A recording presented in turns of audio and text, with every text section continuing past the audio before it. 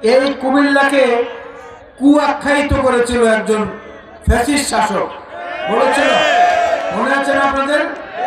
বলেছিল কুমিল্লা এত কুল, ওখানকে আমি ওই নামে আমি বিভাগ দেব না, বলেছিলেন তারা। তাদের মধ্যে অনেক ভালো মানুষ আছেন, থাকাই স্বাভাবিক। সবাই তো আর অপরাধের সঙ্গে সংযুক্ত না। আমার মনে হয় যারা ওই রাজনৈতিক দলটির সঙ্গে সংযুক্ত ছিলেন কিন্তু কোনো সুনির্দিষ্ট অপরাধের সঙ্গে, গণবিরোধী কর্মকাণ্ডের সঙ্গে জড়িত না, তাদের ব্যাপারে আমাদের নেতাকর্মীরা যেন আগ্রাসী না হন, বরং তাদের ব্যাপারে যেন তারা একটু উদার মনোভাব পোষণ করেন। এই বাংলাদেশে থাকার অধিকার সবার রয়েছে, রাজনীতি করার অধিকার রয়েছে, এবং গণতন্ত্রের সৌন্দর্যটাই হচ্ছে বহু মত এবং পথকে একত্রে বিকশিত হতে দেয়া।